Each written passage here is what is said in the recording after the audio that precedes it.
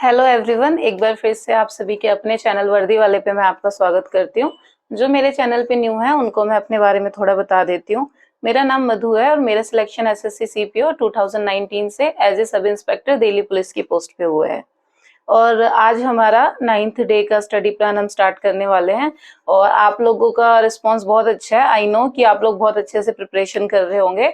Focus रहो इसी तरीके से, सिर्फ एक महीने लास्ट यही आपको प्रिपरेशन करनी है। उसके बाद आपको भी पता है कि कंपटीशन आप बहुत अच्छे से हाफ कंपटीशन से क्रॉस हो जाओगे। तो आपका ज्यादा टाइम खराब ना करते हुए अपना हम 9th डे का टारगेट स्टार्ट करते हैं कि आपको आज क्या करना है, क्या क्या हमारा आज का टॉपिक रहने वाला है। तो सबसे पहले रीजनिंग से स्टार्ट कर लेते हैं। आज रीजनिंग में आज आपका टॉपिक रहने वाला है फिगर काउंटिंग वाला, जिसमें हमारा फॉर एग्जांपल मैं आपको बता देती हूँ किस टाइप के क्वेश्चंस आते हैं। जैसे कि ट्रायंगल है और ट्रायंगल के अंदर बहुत सारे ट्रायंगल होते हैं और अलग अलग मतलब अलग अलग लाइन पे ट्रायंगल हो सकते हैं, वो कहीं भी हो सकते हैं। उसमें मतलब इनसाइड द फिगर होंगे। उसमें आपको पूछा होगा number of figures, number of triangles कितने हैं, नंबर ऑफ फिगर कितने हैं। तो ये काउंटिंग ऑफ फिगर होता है। कोई भी शेप हो सकती है, रेक्टेंगल हो सकता है या स्क्वायर हो सकता है, उसमें अंदर बहुत सारे स्क्वायर्स होंगे। इस तरीके से आपको सारे नंबर ऑफ फिगर आपको काउंट करने होते हैं। इसके बहुत शॉर्ट ट्रिक्स भी होती हैं, छोटी छोटी। आप किसी यूट्यूब से देख सकते हो, कोई भी वीडियो डालोगे ना आप, तो अलग अलग टीचर्स कुछ कुछ शॉर्ट ट्रिक्स बताते हैं कि इस तरीके से आप लाइन के अकॉर्डिंग, कि हॉरिजेंटल लाइन है तो कितने ट्रायंगल्स बन सकते हैं, वर्टिकल लाइन है तो कितने। तो इस तरीके से आप अपनी कंफ्यूजन क्लियर कर लेना अगर आप बिगनर हो। नहीं तो अगर आप ऑलरेडी प्रिपरेशन में हो तो ये 100 क्वेश्चन आप काउंटिंग फिगर के प्रैक्टिस करके जाना, क्योंकि ये क्वेश्चंस ना इनमें सिली मिस्टेक्स हो जाती हैं, ये क्वेश्चंस गलत हो जाते हैं। तो इसमें एक्यूरेसी आप मेंटेन करना अपनी, तो अच्छे से ये वाला टॉपिक आपको प्रैक्टिस करके जाना है। आप किरण उठा के 100 क्वेश्चन उसके लगाना है चैप्टर के, ताकि आपको थोड़ी बहुत कंफ्यूजन हो तो आपका कॉन्सेप्ट अच्छे से क्लियर हो जाए। ठीक है। आज रीजनिंग का हमारा काउंटिंग नंबर ऑफ फिगर यही रहने वाला है। आज आपको इसके क्वेश्चन लगाने हैं। नेक्स्ट हम अपनी जीएस पे आ जाते हैं आज। देखो आज हम अपनी पॉलिटी स्टार्ट करने वाले हैं। स्टैटिक में हमारा पॉलिटी आज स्टार्ट होगा। पॉलिटी में मैं आपको बता देती हूँ कि आज आपको क्या क्या पढ़ना है। कॉन्स्टिट्यूशन इवोल्यूशन पढ़ना है आपको। इवोल्यूशन ऑफ कॉन्स्टिट्यूशन, हमारा जो भी कौन कौन से एक्ट थे पहले, फिर उसके बाद लास्ट में जब तक हमारा फॉर्मेशन ऑफ कॉन्स्टिट्यूशन आता है, तो उस टाइम से जो इम्पोर्टेंट चीजें वो आपको पढ़नी है। जैसे कि पिट इंडिया एक्ट जो था हमारा, और उसके बाद चार्टर एक्ट आए थे। तो ये वाले सारे एक्ट आपको पता होने चाहिए। गवर्नमेंट ऑफ इंडिया एक्ट 1935 जो इम्पोर्टेंट है, मॉर्लियमेंटो रिफॉर्म वाला जो है। फिर उसके बाद जो हमारा ड्यूअल गवर्नमेंट वाला है 1919 का, जिसमें हमारा तो ये सारे जो इम्पोर्टेंट एक्ट हैं ये आपको पता होने चाहिए। इनसे भी डायरेक्ट क्वेश्चन आते हैं। सुप्रीम कोर्ट को भी देख लेना, कब फॉर्मेशन थी, कहाँ पे थी फर्स्ट टाइम।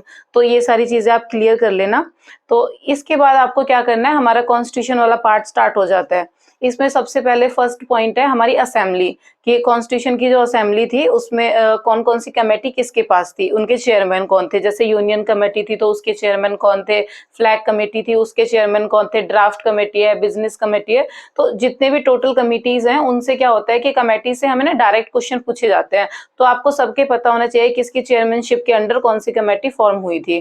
तो ये सारे आप अपना क्लियर कर लेना। उसके बाद देखो हमने जो जो चीजें बोरो की थी अदर कंट्रीज से, वो भी बहुत इंपॉर्टेंट है। इसमें भी हमें डायरेक्टली क्वेश्चन आते हैं। एसएससी में सीपीओ हो, हमारा सीजीएल हो, डायरेक्टली हमें पूछा जाता है कि कौन से रूल है वो कौन सी कंट्री से हमारा बोरो किया है हमने। जैसे कि यूएस से हमने फंडामेंटल ड्यूटीज किए हैं, ब्रिटेन से हमने कैग वाला ऑफिस किया है, सिंगल सिटीजनशिप। इस तरीके से सारी जितनी भी कंट्रीज से हमने जो जो इम्पोर्टेंट हमारे रूल्स आए हैं कॉन्स्टिट्यूशन के जो पार्ट हैं उनमें हमने इंक्लूड किया है। ये सारे क्वेश्चंस आप अच्छे से देख लेना। तो ये आपको तीनों टॉपिक, दोनों टॉपिक पढ़ने हैं। 3 टॉपिक हो गए। कॉन्स्टिट्यूशन असेंबली अच्छे से पढ़नी है, और जो चीजें बोरो की हैं अदर कंट्रीज से वो आपको पढ़नी है। और उससे पहले जो भी जितने भी एक्ट जो इम्पोर्टेंट थे, जो जो मैंने आपको बताए हैं, रेगुलेटिंग एक्ट है, पिट्स इंडिया एक्ट, तो ये सारे एक्ट, चार्टर एक्ट है, इनकी डेट्स वगैरह आप अच्छे से देख लेना। तो इनसे डायरेक्ट क्वेश्चन आते हैं। ये हमारा पॉलिटी का आज आपको खत्म करना है। ठीक है। और करंट अफेयर का आज का टॉपिक क्या रहने वाला है। करंट अफेयर में आपको न्यू कमीशन, न्यू कमेटीज जो हमारी बनती हैं वो सारी पढ़नी है। और देखो ऐसा नहीं है, कुछ पुरानी जो इम्पोर्टेंट होती हैं वो भी आपको पढ़नी है। जैसे कि देखो सरकारिया कमीशन था तो आपको पता होना चाहिए कि कब था। इस तरीके से आपको पता होना चाहिए ये। ठीक है।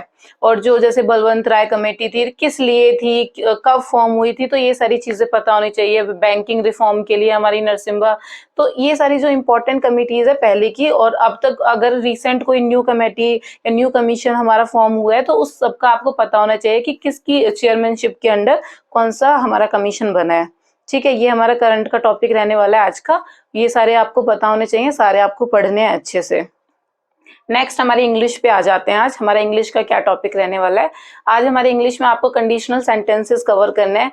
कंडीशन सेंटेंसेस से काफी पूछे जाते हैं, एरर्स में भी वो आते हैं, तो ये आपको सेंटेंस इंप्रूवमेंट में भी क्वेश्चंस आते हैं, तो ये आपको उसमें अच्छे से पढ़ना है। हमारा छोटा सा टॉपिक है ये, बट ये काफी वेटेज लेके आता है, मेंस में भी इसके क्वेश्चंस आते हैं। और ये आप नीतू सिंह मैम की जो बुक है उसी से कवर करो। मैं फिर से आपको बोल रही हूँ, ग्रामर के लिए कुछ ज्यादा वाइड मत पढ़ो इस टाइम। कुछ जो नीतू सिंह की मैम की बुक है वो मोर देन इनफ है इस टाइम, वो मोर देन इनफ है। अगर कोई ऑलरेडी प्रिपरेशन में है ना, तो वो उनको भी मैं यही सजेस्ट करूंगी कि नीतू सिंह की मैम की जो बुक है उनको ना आप अच्छे से मल्टीपल रिवीजन कर लो। अगर आपकी प्रिपरेशन हो चुकी है तो आप मल्टीपल रिवीजन करो, ताकि ना आपको क्लियरिटी रहे चीजों की। ठीक है, कंडीशन सेंटेंस में जो 3 रूल इंपॉर्टेंट है वो आप अच्छे से करो। वही जो हमारा पास्ट, सिंपल पास्ट होता है तो उसके फिर साथ में वर्ड प्लस वर्ब की फर्स्ट फॉर्म वाला जो होता है। सिंपल प्रेजेंट है तो फ्यूचर प्रेजेंट आगे जो होगा वो उसको आगे हमारा उसके साथ कंटिन्यू होता है। तो ये चीजें और छोटी छोटी चीजें जो होती हैं, जैसे अनलेस अनटिल है तो किसके साथ नेगेटिव नहीं आना है, तो ये छोटी छोटी जो चीजें हैं वो अच्छे से क्लियर कर लेना। और अपना कंडीशन सेंटेंस के लिए किरण की बुक से चैप्टर वाइज आप क्वेश्चंस आपको मिल जाते हैं, नहीं तो नीतू मैम की बुक से जो नेक्स्ट एक्सरसाइज होती है चैप्टर के पीछे वो आप निपटा लेना। वो कैब का देखो, मैं आपको हर वीडियो में यही बोल रही हूँ कि सिनोनिम एंटोनिम्स आप प्रीवियस ईयर करो, डेली प्रीवियस ईयर ना रीडिंग करो। अगर आपसे याद भी नहीं हो रहे तो रीडिंग पे लगा दो। 4 ऑप्शन में से एक ऑप्शन ना हमें याद आ ही जाता है जिस दिन अगर हम पढ़ चुके हैं ना सेम, तो सेम वर्ड हमें याद आ जाता है। और 1 वर्ड और इडियम फ्रेज एमपी पब्लिकेशन से डेली एक पेज करो, क्योंकि देखो अभी इतना इनफ टाइम है कि और नहीं ना कुछ तो 1 वर्ड और इडियम फ्रेज ना आप आज से भी स्टार्ट करोगे ना, आज से भी 9th डे से भी स्टार्ट करोगे ना, तो भी तब तक आपका एग्जाम आएगा ना, तो आप अपना क्लियर कर लोगे। तो एमपी पब्लिकेशन से करो, नहीं तो मैंने जो बुक सजेस्ट की है ऑनलाइन मेंटर्स वाली, आप उससे अपना कवर कर लो ये वाला टॉपिक जो वोकैब वाला पोर्शन है। ठीक है, स्पेलिंग्स वगैरह भी 1 वर्ड की अच्छे से देखा करो, क्योंकि स्पेलिंग्स एरर्स आते हैं, आपको पता है 5 नंबर के आने वाले हैं, तो उस पर भी थोड़ा फोकस बना के रखो। ऐसा नहीं है कि सिर्फ पढ़े जा रहे हो और स्पेलिंग्स ध्यान से नहीं देख रहे हो।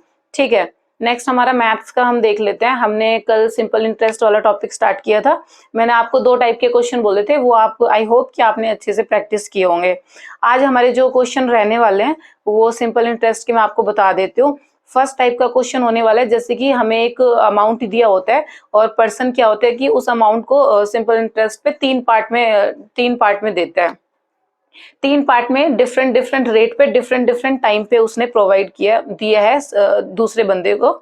तो उस पर्सन का जो सिंपल इंटरेस्ट है तीनों अलग अलग अमाउंट पे वो सेम होता है सिंपल इंटरेस्ट। तो हमें पूछा जाता है कि वो जो तीनों अमाउंट उसने अलग अलग दिए हैं वो कितना कितना अमाउंट दिया है। तो क्योंकि सिंपल इंटरेस्ट सेम था तो उसमें डायरेक्टली सारे जो सिंपल इंटरेस्ट है उनको इक्वल करके ABC का रेशियो लेके और वो टोटल जो अमाउंट होता है उससे कंपेयर करके आपका इजीली निकल जाता है। लास्ट टाइप का क्वेश्चन क्या बनता है इसी टाइप का, कि एक पर्सन के पास जो टोटल अमाउंट था उसने उसको 2 पार्ट में दूसरे पर्सन को जब वो देता है तो अलग अलग रेट पे देता है। जैसे कि 8% दिया है और दूसरे अमाउंट को 10% पर दिया है और टोटल हमें सिंपल इंटरेस्ट हमारा गिवन है। तो हमें पूछा जाता है कि कौन से रेट पे कौन सा अमाउंट दिया गया है, कितना अमाउंट दिया गया है, कि 8% पे कितना अमाउंट दिया है उसने और 10% पे कितना अमाउंट दिया है। तो ये सेकंड टाइप का क्वेश्चन है। देखो सिंपल इंटरेस्ट के क्वेश्चन बहुत ईजी हैं और ये अच्छे से आप प्रैक्टिस करके जाना, क्योंकि SI और CI दोनों से क्वेश्चन आते हैं। अर्थमेटिक से ही ज्यादा क्वेश्चन आते हैं हमारे प्री में हमारा अर्थमेटिक का weightage as compare to advance ज्यादा रहता है। तो ये आप अच्छे से करके जाना। ये दोनों टाइप के क्वेश्चन आपको अच्छे से करने हैं। लास्ट आपको एक फॉर्मूला बेस में बता देती हूँ। इसमें क्या होता है कि एनुअल इंस्टॉलमेंट पूछी जाती है हमसे कि हमारा एनुअल इंस्टॉलमेंट है और ड्यू डेप्ट जो है वो कितने टाइम में क्लियर होगा। तो इसका एक सिंपल फॉर्मूला होता है D/100। वो आपको मैं टेलीग्राम ग्रुप पर शेयर कर दूंगी। मैं एनुअल इंस्टॉलमेंट में आप डायरेक्टली वो फॉर्मूला यूज करोगे तो आपको उस तरीके से मतलब जो लॉन्ग मेथड है ना उस तरीके से जाने की जरूरत नहीं पड़ेगी। डायरेक्टली आप फॉर्मूला लगाओगे तो अगर एनुअल इंस्टॉलमेंट पूछा है तो वो भी आप निकाल सकते हो, और आपको टाइम पूछा है, रेट पूछा है, या आपको ड्यू डेप्ट हमारा कितना रिमेनिंग है वो ये सब पूछा है, ये दोनों चीजें आप डायरेक्टली कैलकुलेट कर पाओगे। तो मैं टेलीग्राम पे दोनों इस वाले फॉर्मूले की फोटो आपके साथ शेयर कर लूंगी, ये आप वहां से देख लेना और आपको क्लियर हो जाएगा मैं कौन से वाले फॉर्मूले की बात कर रही हूँ। लास्ट देखो, फिर भी अगर आपको किसी सब्जेक्ट में दिक्कत होती है तो मेरे चैनल पे मेरी इंग्लिश, मैथ्स सब्जेक्ट वाइज सारी वीडियोस अवेलेबल है, आप उन वीडियोस को जाके चेक करना। आपको इंग्लिश में दिक्कत है तो आप इंग्लिश वाली वीडियो को देखो कि मैंने कैसे कैसे किया है। और मैं नेक्स्ट वीडियो में ना, कुछ बच्चे कमेंट कर रहे हैं कि वेटेज के अकॉर्डिंग वीडियो बनाओ कि कौन सा चैप्टर ज्यादा स्कोरिंग है, तो मैं आपकी नेक्स्ट वीडियो उसी पे डालने वाली हूँ कि आप ये वाले जो चैप्टर है वो मोस्ट इम्पॉर्टेंट है, तो जल्दी वो वीडियो मैं बना दूंगी आप लोगों के लिए। और ऐसे ही आप, अगर आपको कोई क्यूरी हो, कोई भी कंफ्यूजन हो, तो मुझे मेरे कमेंट सेक्शन में आप बता दिया करो ताकि मैं अच्छे से आपके साथ कनेक्ट कर पाऊँ। और मेरे टेलीग्राम चैनल को आप ज्वाइन करो, वहाँ पे मैं अपने डे वाइज भी सारे शेयर कर रही होती हूँ, और आप अपनी कमेंट्स से मेरे को बता सकते हो फिर भी अगर आपको कोई डाउट है। And thank you so much for watching my videos.